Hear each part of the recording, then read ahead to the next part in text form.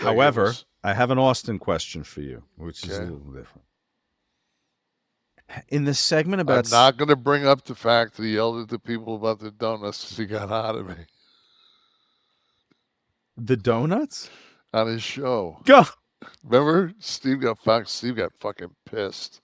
We didn't tell that on the air, though. Yeah, we did. He fucking called me. I know he did, but I didn't know. How else would he know if it wasn't on the air? No, I don't think we told anyone about Steve's phone call to you on the air, I'm saying. Oh, no, Steve was pissed at me. He said, fuck, don't stay, because he had to work with that girl.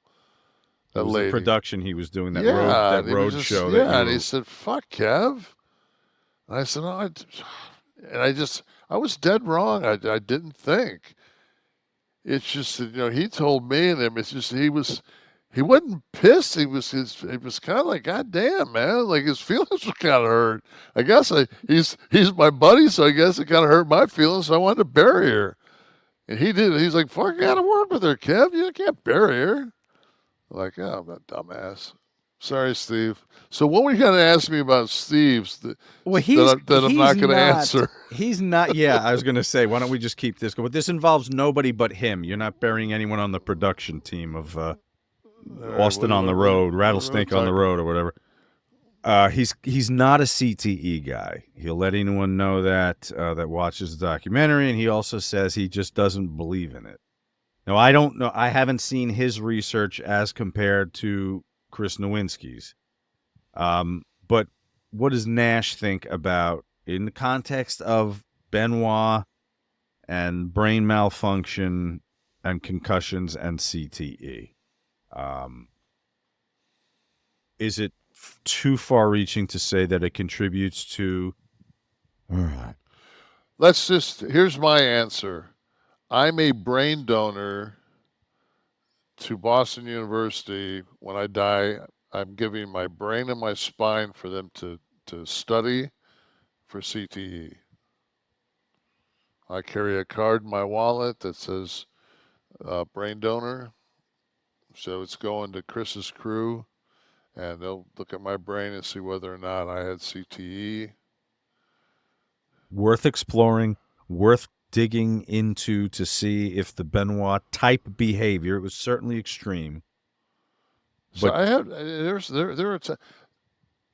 had, when you did a CT scan of my brain, it looked like a fucking pepperoni. I had fucking a bunch of spots on my brain, and those spots are, a lot of that's where you've actually your brain's bashed against your skull. How many times have you been concussed, officially or unofficially? What do you think? Oh, jeez. In all sports? Yeah.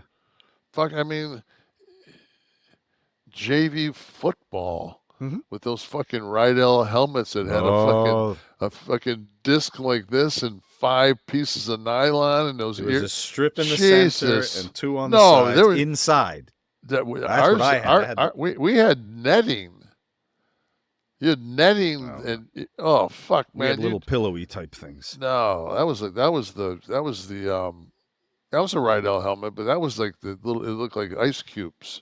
Yes, that's what I'm thinking. That was shit, man. That was 20 years, 30 years after. I had the Y.E. Tittle fucking helmet on. Yeah, I think ours was the first. I think actually Jim Bakken kicked in my helmet. The old Raiders. Wasn't Jim Bakken the Raiders? Wasn't Jim Bakken there? No, maybe Jim Bakken was the St. Louis Cardinals.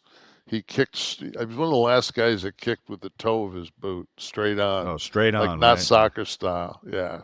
Well, speaking of CTE and deviant behavior, Florida man and Jersey guy.